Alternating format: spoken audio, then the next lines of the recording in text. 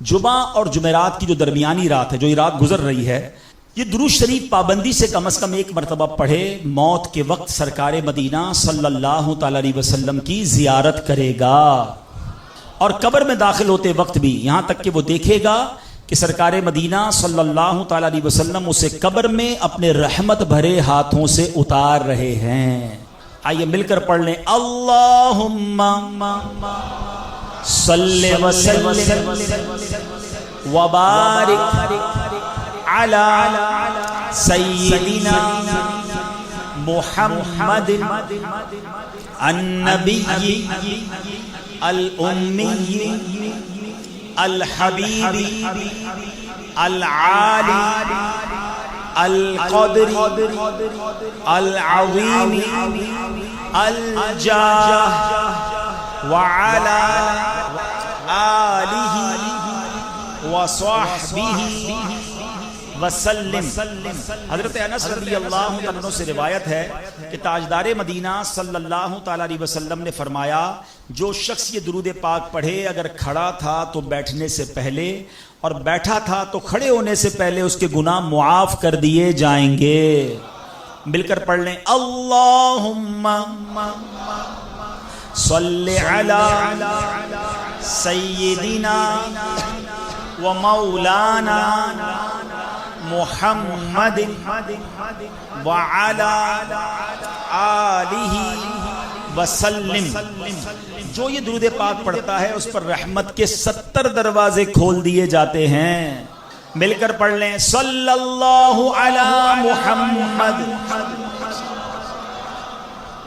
علامہ Ahmad Saadi رحمۃ اللہ تعالی علیہ بعض بزرگوں سے نقل کرتے ہیں، اس درود شریف کو ایک بار پڑھنے سے 6 لاکھ درود شریف پڑھنے کا ثواب حاصل ہوتا ہے۔ مل کر پڑھ لیں، اللہم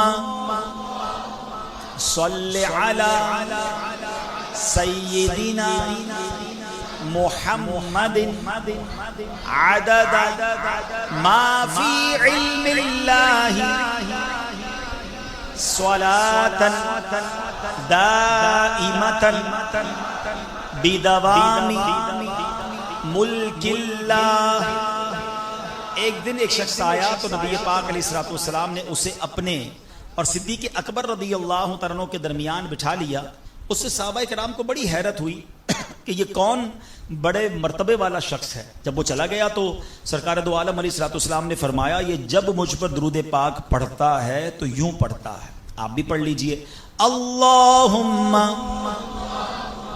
صلی علی محمد کما تحب وترضى لہ۔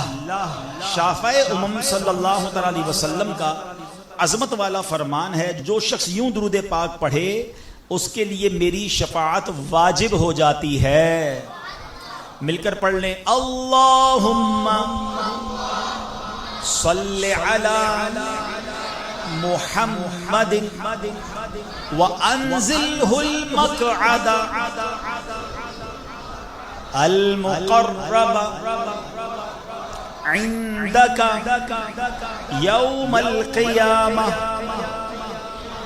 حضرت ابن عباس رضی اللہ عنہ سے روایت ہے کہ سرکار مدینہ صلی اللہ تعالی علیہ وسلم نے فرمایا، اس کو پڑھنے والے کے لیے 70 فرشتے 1000 دن تک نیکیاں لکھتے۔ اصحابک یا حبیب اللہ، الصلاۃ والسلام علیک یا نبی اللہ وعلی آلک واصحابک یا نور اللہ۔ درود پاک پڑھنے کے بے شمار فضائل و برکات ہیں۔ سرکار دو عالم نور مجسم صلی اللہ تعالی علیہ وسلم ایک روز تشریف لائے اور آپ کے چہرہ اقدس پر خوشی محسوس ہو رہی تھی۔ فرمایا، میرے پاس جبریل امین علیہ السلام تشریف لائے، اللہ پاک کا پیغام دیا کہ اے محمد مصطفیٰ صلی اللہ تعالی علیہ وسلم، کیا آپ اس بات پر راضی ہیں کہ آپ کی امت میں سے کوئی آپ پر درود بھیجے تو میں اس پر 10 رحمتیں نازل کروں، اور آپ کا امتی آپ پر سلام پڑھے تو میں اس پر 10 بار سلام پڑھوں۔ اچھا، اب یہاں ایک خوبصورت بات یہ پتہ چل رہی ہے کہ ایک تو اس حدیث سے ہمیں ایک درود پاک پڑھنے کی فضیلت پتہ چل گئی کہ ایک درود پر 10 رحمتیں ہیں، ایک سلام پڑھیں تو 10 سلامتیاں نازل ہوتی ہیں۔ مگر ایک اور خوبصورت بات یہ پتہ چلی کہ سرکار دو عالم صلی اللہ تعالیٰ علیہ وسلم کا ہم گناہ گاروں سے پیار کیسا ہے کہ درود کون پڑھے گا؟ ذرا جواب دیجئے، ہم پڑھیں گے۔ رحمتیں کس پر نازل ہوں گی؟ ہم پر نازل ہوں گی۔ ہم اگر سلام پڑھیں گے تو سلامتی کس پر نازل ہوگی؟ ہم پر۔ اور خوش کون ہو رہا ہے؟ نبی پاک راضی۔ یہ ذرا سمجھیے گا، کسی اپنے کو تحفہ ملے، کسی اپنے کو انعام ملے تو خوشی ہوتی ہے نا۔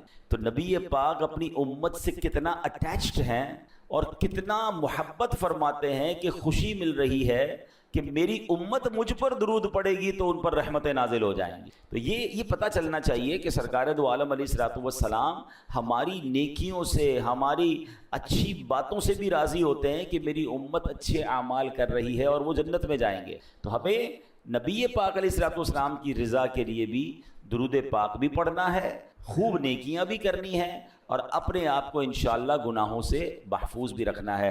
آئیے مل کر محبت کے ساتھ درود پاک پڑھ لیں۔ صلو علی الحبیب صلی اللہ تعالی علی محمد صلی اللہ علیہ وسلم۔ آج قرآن پاک کی کون سی آیت اور اس پر ہم جو گفتگو کریں گے، ہماری کوشش یہ ہوتی ہے کہ کچھ قرآن کی باتیں کی جائیں، کچھ قرآن سے میسج لیا جائے۔ تو آج قرآن مجید فرقان حمید کی آیت ہے۔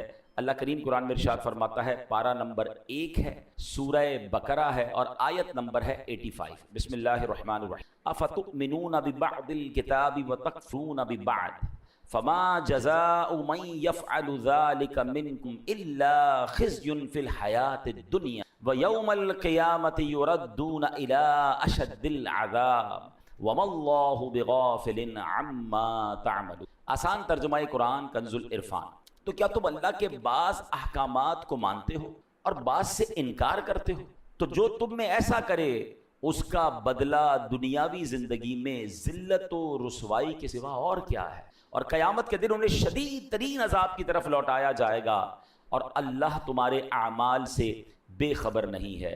اے میرے پیارے اسلامی بھائیوں، اس آیت میں جو ہمیں میسج دیا جا رہا ہے نا، وہ بڑا کمال کا میسج ہے۔ بیسیکلی شان نزول تو یہودیوں کے لیے تھا کہ ان سے اللہ کریم نے 3 باتوں کا تورات میں وعدہ لیا تھا۔ ایک دوسرے کو آپس میں قتل نہیں کرو گے، ایک دوسرے کو جلا وطن نہیں کرو گے، یعنی گھروں سے نہیں نکالو گے، تم میں سے کوئی شخص قید ہو جائے یا غلام بنا لیا جائے تو اسے خرید کر آزاد نہیں کرو گے۔ لیکن انہوں نے کیا کیا؟ 3 وعدوں میں سے 1-2 باتیں ماننا شروع کر دیں اور ایک اپنی مرضی سے قتل و غارت گری کرنے لگے۔ تو اب قرآن مجید فرقان حمید میں ان سے کیا کہا گیا؟ افتؤمنون ببعض الکتاب، تو کیا تم اللہ کے بعض احکام کو مانتے ہو؟ اور پھر کیا فرمایا؟ وَتَكْفُرُونَ بِبَعْضٍ، اور بعض سے انکار کرتے ہو، یعنی اپنی مرضی سے ایک حکم کو پک کر لیتے ہو، ایک کو چوز کر لیتے ہو، باقی چھوڑ دیتے ہو۔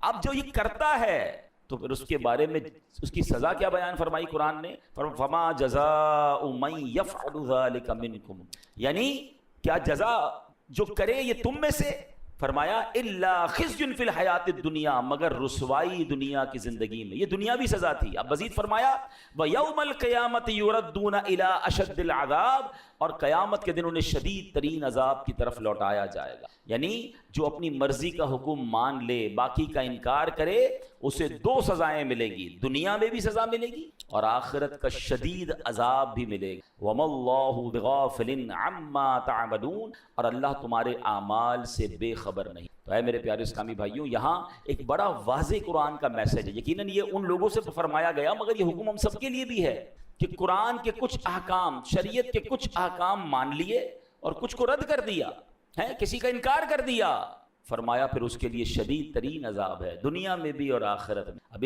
اس واقعے میں ہمیں ایک اور بات یہ سننے کو مل رہی ہے کہ ظلم بھی حرام ہے اور ظلم پر مدد کرنا بھی حرام ہے۔ یہ اوس و خزرج اور یہ اس زمانے کے جو قبیلے تھے جو آپس میں لڑتے تھے اور ظالموں کی مدد کرتے تھے، ان پر یہ آیت جو نازل ہوئی، اس سے ہمیں کیا میسج ملا کہ ہمارے یہاں بھی ہمیں ظلم کی طرفداری نہیں کرنی، ظلم کرنا بھی نہیں ہے اور ظالموں کا ساتھ بھی نہیں دینا ہے۔ اب ہمارے یہاں کس انداز سے طرفداری ہو رہی ہوتی ہے؟ اب ذرا میں کچھ مثالوں کے ذریعے سمجھا کہ ہمارے یہاں کچھ لوگ جان رہے ہوتے ہیں، میرا چاچا ہے، میرا تایا ہے، چھوٹا بھائی ہے یا بڑا بھائی ہے، رشتہ دار ہے، پتہ ہے غلط کر رہا ہے، مگر چونکہ اپنا ہے اب اس کی طرفداری کر رہے ہوں گے۔ ٹھیک ہے، اگر خدا نہ خواستہ ہمارے بولنے کے سبب لڑائی جھگڑے ہو سکتے ہیں، خاندان کے حالات بگڑ سکتے ہیں، تو ہمیں خاموشی اختیار کرنی چاہیے، لیکن جھوٹ اور اس کی طرفداری نہیں کرنی چاہیے کہ یار میرا گرائی ہے تو میرے محلے کا ہے تو ہمارے قبیلے کا ہے، اگر اس کا جھگڑا ہو گیا ہے یا وہ کسی کے ساتھ زیادتی کر رہا ہے اور آپ کو بٹھا رہا ہے ساتھ کہ بھائی آپ بتاؤ میں غلط ہوں کہ صحیح ہوں، بھائی دو چیزیں ہیں، یا تو آپ کو لگتا ہے میں غلط کہوں گا تو لڑائی اور بڑھ جائے گی، یہ مجھ سے بھی لڑے گا، تو آپ خاموش ہو جائیں، مگر یہ نہ کہے کہ ہاں تم صحیح ہو، بھائی یہ میرا رشتہ دار بالکل ٹھیک کہہ رہا ہے۔ آپ کو فیصلہ انصاف کا کرنا ہے، آپ کو طرفداری ظالم کی نہیں کرنی ہے، کیونکہ یہی وہ غلطی ہے کہ کچھ قرآن کے احکام کو مان رہے ہیں اور کچھ جناب چھوڑ رہے ہیں۔ آگے سنیے، اب پارٹنر ہوتے ہیں دو مل کر کام کر رہے ہیں، ہمیں پتا ہے یار یہ پارٹنر ہے میرا، مگر یہ سامنے والے گاہک سے بات ٹھیک نہیں کر رہا ہے، یہ جھوٹ بول رہا ہے، یہ جھوٹ بول کے سودا بیچ رہا ہے اور اس نے ابھی سود پہ پیسے لیے ہیں، یہ فلاں غلط کام کیا ہے۔ ہم کہتے ہیں یار اب اس کی غلط اس کو کہیں گے تو کمپنی بیٹھ جائے گی، بیچتا تو مال بڑا اچھا ہے، جھوٹ بول کے بیچ تو آتا ہے، سودا سب سے اچھا بیچتا ہے جناب، کاروبار اس کو سمجھ بڑی ہے، کچھ بھی کر کے آئٹم بیچ کے آ جاتا ہے۔ اگر میں اس کا پارٹنر ہوں اور میں خاموش ہوں اور میں بلکہ طرفداری کر رہا ہوں تو پھر آپ سوچیں کہ ہم کیا کریں۔ ہاں، ہمیں ایسے یا تو پارٹنر رکھنے نہیں چاہیے جو حرام کما رہے ہیں، کیونکہ قیامت کے دن ہم اگر اس کے پارٹنر ہیں تو اس کے حرام کاموں کا جواب بھی دینا پڑ جائے گا نا۔ بہت سارے شیئر کمپنی کے کاروبار کو جو علماء منع کرتے ہیں اس کی ایک بڑی وجہ علماء یہ بیان کرتے ہیں کہ آپ جناب اس کمپنی میں ایک طرح سے پارٹنر بن جاتے ہیں، آپ کو کیا پتا اس کمپنی میں کیا کیا حرام ہو رہا ہے، اس کی بڑی تفصیل ہے، میں نہیں کہہ رہا سارا کام غلط یہ سارا کام صحیح، آپ کسی صحیح عالم دین مفتی کے ساتھ بیٹھے تو صحیح، پارٹنر بننا آسان نہیں ہے کسی کا۔ اب اگر آپ کسی بھی چیز کے پارٹنر ہیں تو اس کے اچھے کے بھی پارٹنر ہیں، اس کے برے کے بھی پارٹنر بن گیا، تو یہ سوچنا ہوگا کہ کہیں میں غلط کام کی طرف تو نہیں جا رہا۔ اسی طرح لوگ معاذ اللہ آج کل کیا ہوتا ہے، کچہریوں میں جھوٹی گواہیاں دے رہے ہیں، اللہ اکبر، حالانکہ معلوم ہے کہ جھوٹی گواہی دے رہا ہوں، ظلم ہو رہا ہے، مگر کہیں ایسا نہ ہو کہ کسی مظلوم کے ساتھ برا ہو جائے اور کسی ظالم کا فائدہ ہو جائے، تو پھر دنیا اور آخرت کے شدید عذاب کے لیے تیار رہیے۔ ایک بات یاد رکھیے کہ آپ کی لکھت سے، آپ کے کالم سے، آپ کی صحافت کی آواز سے، یا اگر آپ وکیل ہیں تو آپ کیس لیتے وقت بھی یہ دیکھیں، وکیلوں کو پتا ہوتا ہے کہ میں جس کا کیس لے رہا ہوں یہ ظالم ہے یا مظلوم ہے، مگر اگر پیسے اچھے ملتے ہیں، اگر نام ہو رہا ہے، اگر شہرت ہو رہی ہے تو کہتے ہیں یار ہمیں تو اپنے کیس سے مطلب ہے نا، تو کیا آپ قتل کرنے والے کو جو ہے وہ بے قصور ثابت کریں گے؟ آپ یہاں تو تھوڑے پیسے کما لیں گے، ہو سکتا ہے قانون کو ڈاج دے کے کیس بھی جیت لیں، اللہ کی بارگاہ میں کیا جواب؟ کبھی بھی ظالم کا ساتھ نہیں دینا ہے، کبھی جھوٹی گواہی نہیں دینی ہے۔ دو باتیں ہیں، شریعت کہتی ہے اگر آپ ظلم کے خلاف آواز نہیں اٹھا سکتے تو کم از کم ساتھ تو نہ دینا ہے، آپ خاموش ہو کے سائڈ پہ ہو جائیں، لیکن یہ ہونا ضروری، اور جو ماشاءاللہ کہتے ہیں نا حسینی قافلے کے سپاہی ہوتے ہیں وہ تو ظلم کے خلاف کھڑے ہو جاتے ہیں، اور پھر کھڑے ہوتے ہیں، نقصان ہوتا ہے تو نقصان سے ڈرتے نہیں۔ بہرحال میرے پیارے اسلامی بھائیوں، ہم نے یہ بات سمجھنی ہے۔ اب آج کل ہمارے معاشرے میں ایک اور بڑا فتنہ آیا ہے، اور وہ کیا ہے؟ آدھی جہالت ہے، کیونکہ قرآن نے بڑا پیارا حکم دیا ہے، افتؤمنون ببعض الکتاب وتکفرون ببعض، تو کیا تم اللہ کے بعض احکام کو مانتے ہو اور بعض سے انکار کرتے ہو؟ تو اب ہوا کیا ہے، ایک بات یاد رکھیے گا، آدھا جاہل جو ہوتا ہے وہ بہت خطرناک ہوتا ہے، کیونکہ کچھ لوگ قرآن کی ایک دو آیتیں یاد کر کے، ایک دو حدیثیں یاد کر کے اب احکام شریعہ بیان کرنا شروع کر دیتے ہیں کہ یہ ناجائز ہے، یہ جائز ہے۔ ارے بھائی قرآن میں تو لکھا ہے، ایسا تو کر ہی نہیں سکتے۔ اب ہمارے بھولے بالے مسلمان، ہم نے بھی پورا قرآن نہیں پڑھا، ہم نے بھی علم دین حاصل نہیں کیا، اب کوئی سوشل میڈیا پر آ کر ایک قرآن کی آیت بتا کر سب کو گمراہ کر رہا ہے کہ جناب قرآن میں تو یہ حکم ہے، حالانکہ اگر قرآن کا حکم بیان کرنا ہے تو پورے قرآن کا مطالعہ کر کے بیان کرنا ہے۔ قرآن کی کچھ آیتوں میں ناسخ و منسوخ کے احکام ہیں، کچھ آیتیں پہلے نازل ہوئیں، کچھ بعد میں نازل ہوئیں، پہلا حکم ختم ہو گیا، اور جناب بعض اوقات حدیثوں میں بھی اس طرح ہوتا ہے، یہ علماء کا کام ہے کہ وہ تمام حدیثوں کا مطالعہ کر کے یا قرآن کریم کا پورا مطالعہ کر کے پھر ہمیں حکم بتاتے ہیں کہ اب حکم ہمارے لیے کیا ہے، ہم نے شریعت پر عمل کیسے کرنا ہے۔ عیسیٰ علیہ السلام کہیں تیز تیز قدم کے ساتھ جا رہے تھے، ایک شخص ملا، کہتا علی جان اتنے تیز تیز کہاں جا رہے ہیں؟ تو کہا میں نے ایک بے وقوف کو دیکھ لیا ہے، اس سے دور بھاگ رہا۔ عرض کیا علی جان آپ تو بڑے شاندار شخصیت والے ہیں، بڑی شان والے ہیں، آپ تو مردے زندہ کر لیا کرتے ہیں۔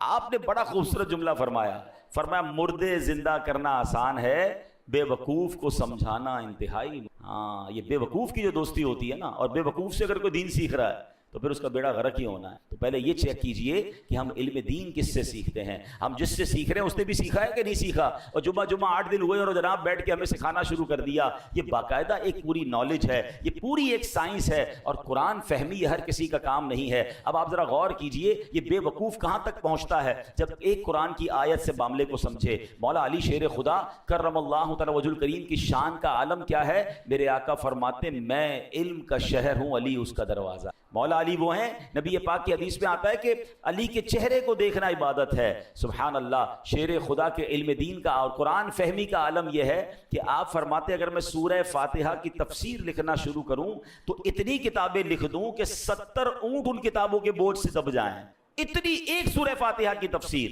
اب آپ سوچیں کہ مولا علی کے قرآن فہمی کا عالم کیا ہوگا، مگر آپ کے دور میں ایک فرقہ نکلا جس کا نام تھا خارجی فرقہ، اس نے پتہ ہے مولا علی پر کفر کا فتویٰ لگا دیا۔ آپ غور کریں کہ جس کی شان اتنی نرالی ہے ان بدبختوں نے شیر خدا پر کفر کا فتویٰ لگایا۔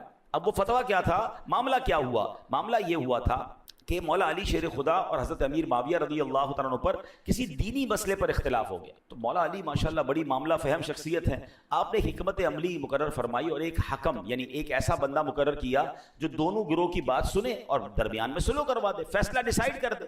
تو ایسا ہی ہوا اور انہوں نے فیصلہ سنایا اور صلح ہو گئی۔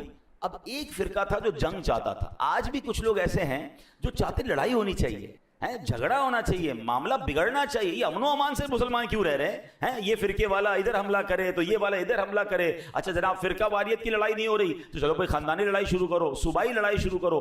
ان کی جنگ میں ان کو فائدہ ہے، پرابلم کریٹ ہوتی ہے تو جناب ان کو مزہ آ رہا ہوتا ہے، تو ایسے لوگوں سے بھی بچنا ہے۔ تو مولا علی نے بڑی حکمت عملی کا مظاہرہ کیا اور صلح ہو گئی۔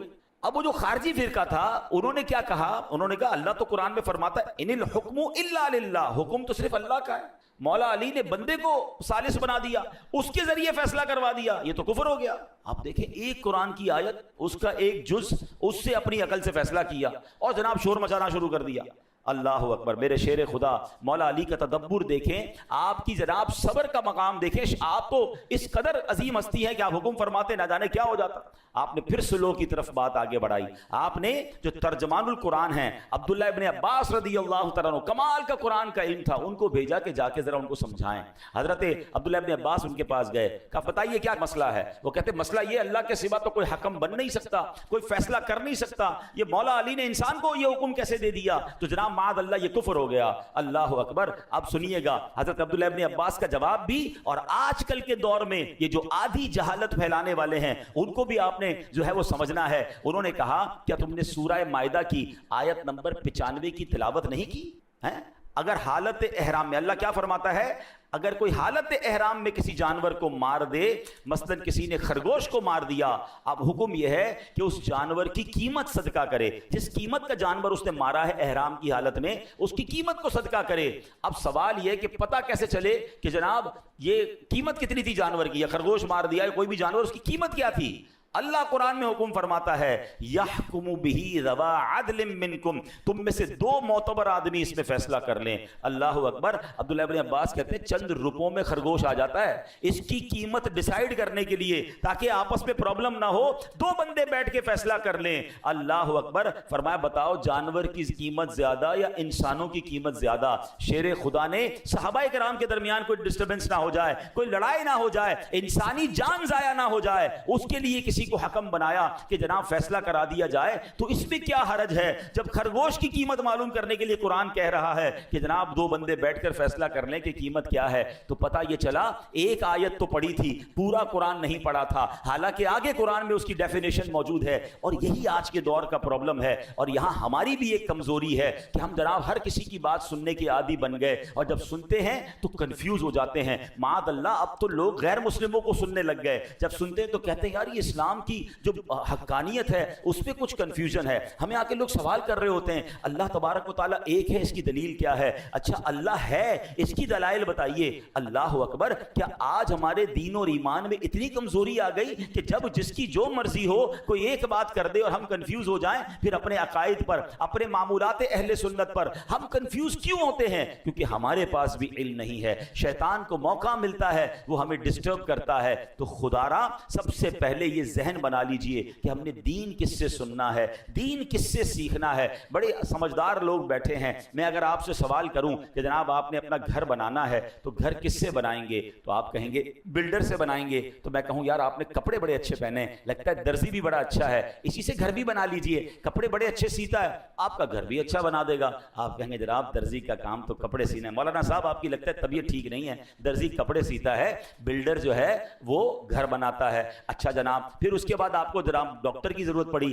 طبیعت خراب ہوئی, تو اب میں آپ کو کہوں کہ آپ ایسا کیجئے کہ آپ چپل بڑے اچھے سلوا کے لائے تھے, اسی بندے سے آپ اپنی دوائی بھی لے لیجئے. آپ کہیں گے لگتا ہے آج آپ نے دوائی نہیں پی ہے کہ جناب چپل سینے والا جو ہے وہ ہمیں دوائی کیسے دے گا. تو کمال ہے کہ دنیا کی ہر فیلڈ میں آپ اپنے لیے اس فیلڈ کا ایکسپرٹ تلاش کرتے ہیں. موچی سے جوتے سلواتے ہیں, درزی سے کپڑے سلواتے ہیں, ڈاکٹر سے دوائی لیتے ہیں, بلڈر سے گھر بناتے ہیں, ان کو آپس میں مکس اینڈ میچ نہیں کرتے. تو اب بتائیے نا دین کس سے سیکھنا چاہیے, شریعت کس سے معلوم کرنی چاہیے؟ کیا ہر اس شخص کو یہ حق حاصل ہے؟ میرا دین اتنا مظلوم ہے. اچھا اب ایک اور فینومینا لوگ لے کر آئے کہ جناب انٹرنیٹ پر تو ساری چیزیں موجود ہیں, اب تو اے آئی کا زمانہ ہے, سوال کیجئے جواب مل جاتا ہے. قرآن پاک پڑھنے کی اور جناب اس کی اتنی بڑی بڑی تفسیریں پڑھنے کی ضرورت کیا ہے؟ اور جناب پڑھنا بھی ہے تو کسی عالم کی ضرورت کیا ہے, کسی مفتی کی ضرورت کیا ہے, کسی ایکسپرٹ کی ضرورت کیا ہے؟ قرآن موجود ہے, تفسیریں موجود ہیں, ہم خود ہی مسئلہ نکال لیں گے, ہمیں علماء کی حاجت نہیں ہے. چلے تھوڑی دیر کے لیے آپ کی بات مان لیتے ہیں کہ جناب کتاب سے پراپر علم مل جاتا ہے. ٹھیک ہے, کتاب میں سب چیزیں موجود ہیں. چلے اب میں آپ ہی کی بات آپ کی طرف دوبارہ بڑھاتا ہوں. اللہ نہ کرے آپ میں سے کسی کو کوئی پرابلم ہو جائے یا آپ کے گھر میں کسی کا آپریشن ریکوائرڈ ہو, تو جناب آپ بھی کتاب اٹھائیے کہ ٹانگ کا آپریشن کیسے ہوگا. بلکہ اب صرف کتاب نہیں ہے, یوٹیوب پر تو ٹیوٹوریل موجود ہے نا, ویڈیو بھی موجود ہے کہ یہ والا آپریشن کیسے ہوگا. تھوڑا مزید سوال اے آئی سے کر لیجئے کہ کون سا چاقو استعمال کروں, کون سی چھری استعمال کروں, پہلا کٹ کدھر لگاؤں. 2-4 دوست جمع ہو جائیں اور ٹانگ کا آپریشن گھر میں کر لیجئے, 2-4 لاکھ روپے بھی بچ جائیں گے. آپ کہیں گے یار کیا ہو گیا آپ کو؟ بھائی جان کا معاملہ ہے, کسی ایکسپرٹ سے کروانا پڑے گا. کتابوں میں ضرور لکھا ہے لیکن ٹانگ ضائع ہو جائے گی. دل کا آپریشن ہم نہیں کر سکتے, حالانکہ اس کا پورا طریقہ انٹرنیٹ پر موجود ہے. آپ کہیں نہیں, اس کے لیے برسوں کا ایکسپرٹ چاہیے. بلکہ آپریشن تو اس سے کروائیں گے جس کا آپریشن کرنے کا تجربہ بھی ہو اور اس کا آپریشن کامیاب بھی ہوتا ہو. 4 دوستوں سے بھی پوچھیں گے, 3 رائے لیں گے. ایک رائے پر بھی لوگ آپریشن نہیں کراتے. کرنا بھی یہ چاہیے کہ 3 طرف سے رائے لے کر پھر آپریشن کی طرف جانا چاہیے. آپ کہیں گے جان کا معاملہ ہے, جسم کا معاملہ ہے, باڈی خراب ہو سکتی ہے. سبحان اللہ, آپ نے میرا ہی جواب دے دیا حضرت. اب میرا ثواب سن لیجئے, مجھے ایک بات بتا دیجئے, کسی کی ٹانگ زیادہ قیمتی ہے یا اس کا ایمان زیادہ قیمتی ہے؟ میرے ایمان پر جس کی جو مرضی آئے چھری کانٹے لے کر آ جائے کہ میں تمہارا ایمان کا معاملہ ٹھیک کرتا ہوں, تمہارا دین میں تمہیں سمجھاتا ہوں, آپ پڑھ لینا, آپ ہی خود ہی قرآن سے اور تفسیر سے پڑھ لیں. آپ کہیں گے نہیں جناب, باقی دنیا کے معاملات میں جب ایکسپرٹ ریکوائرڈ ہے تو مجھے قرآن کے علم کے لیے بھی فہم القرآن والا مفتی اور عالم ریکوائرڈ ہے. برسوں جس نے پڑھا ہو, جس کی جناب تفسیر پر نظر ہو, جس کی عقائد مضبوط ہوں. ارے وہ خود اگر سچا نہیں ہے تو مجھے کیا دین سکھائے گا؟ تو اے میرے پیارے اسلامی بھائیوں, اے بھولے بھالے مسلمانوں, خدا را اپنی زندگی کا یہ آپ ذہن بنائیے کہ سب سے قیمتی سرمایہ تو ایمان ہے. اور ایمان کے معاملات میں, دین کے معاملات میں میں نے کسی ایکسپرٹ سے, کسی صحیح العقیدہ مفتی سے اور عالم دین سے انشاءاللہ دین پڑھنا بھی ہے, سیکھنا بھی ہے اور آدھی جہالت سے بچنا ہے. جب آپ قرآن پورا پڑھتے ہیں, کبھی بھی کوئی ایک آیت سن کر, ایک حدیث سن کر کنفیوز نہ ہو جایا کریں. کسی عالم دین سے رابطہ کریں, وہ آپ کو بتائے گا کہ یہ آیت کے بعد یہ بھی تو آیت موجود ہے, یہ حدیث کے بعد یہ بھی تو حدیث موجود ہے. اور وہ ان دونوں کو سامنے رکھ کے جب آپ کو جواب دیں گے تو آپ کا ایمان تازہ ہو جائے گا. اللہ کریم ہمیں شریعت کے احکام کو صحیح طریقے سے عمل کرنے کی توفیق عطا فرمائے. اب یہاں پر میں چلیں ایک آیت اس لیے بتا دیتا ہوں کہ اس میں ہمارا انشاءاللہ آج کا ایک موضوع بھی ہے, وہ بھی کور ہو جائے گا. کہ اب جناب قرآن کی ایک آیت بیان کرنے والے کرتے بھی ہیں, ترجمہ کیا ہے؟ تم فرماؤ میں ظاہراً تمہاری طرح ایک بشر ہوں. اللہ نے اپنے حبیب کو کیا فرمایا کہ لوگوں سے کہہ دو میں تو تمہاری طرح کا ایک بندہ ہوں. اب کچھ جاہلوں نے, وہ آدھے جاہل ہے نا, کہ دیکھو نبی پاک خود کہہ رہے ہیں وہ ہماری طرح کے آدمی ہیں, اور تم کہتے ہو جناب وہ نور ہیں اور وہ جناب بہت عظیم ہستی ہے, خود فرما رہے میں تمہاری طرح کا ہوں. تو قرآن ادھورا پڑا. ایک آیت پڑھی, اب اگلی آیت سن لو. اللہ قرآن میں فرماتا ہے قد جاءکم من اللہ نور, بے شک تمہارے پاس اللہ کی طرف سے ایک نور آ گیا. سبحان, پتہ کیا چلا؟ یقیناً میرے آقا بشر بن کر دنیا میں آئے ہیں, بلکہ یہ ہمارے جیسے بشر نہیں, اللہ پاک کا نور ہے جسے رب کریم نے دنیا میں بشر بنا کر بھیجا ہے. تو بات اگر پوری قرآن سے سمجھی جائے تو سمجھ آتی ہے. اب ان لوگوں کو کون سمجھائے کہ جو کہتے ہیں نبی پاک ہماری طرح کے ہیں. ارے جناب میں تو ہاتھ اٹھا کر کوئی چیز نہیں اٹھا سکتا, اور میرے آقا وہ ہیں جو اشارہ فرمائیں تو چاند 2 ٹکڑے ہو جاتا ہے. ہماری گھڑی ہمارے قابو میں نہیں آتی ہے, اور میرے آقا دعا کریں, مولا علی کہیں کہ حضور نماز عصر چلی گئی ہے, اور میرے آقا دعا فرمائیں تو سورج کو واپس پلٹا دیں. تو ایسے کون کہہ سکتا ہے کہ ہمارے جیسے ہیں؟ اللہ اکبر. نبی پاک تو وہ ہیں جو وجہ تخلیق کائنات ہیں. ہی از the reason of the all creation. میں اور آپ تو دنیا میں آ گئے ہیں, مگر بتاؤ تو صحیح دنیا بنی کس کے لیے ہے؟ خود رب فرماتا ہے لولا لولا کلما خلقت الافلاق، اے محبوب میں تمہیں نہ بناتا تو یہ دنیا ہی نہ بناتا، یہ کائنات ہی نہ بناتا۔ ارے جس کے لیے دنیا بنی ہے وہ میرے اور آپ کے جیسے کیسے ہو سکتے ہیں؟ اللہ پاک عمل کی توفیق عطا فرمائے، آمین۔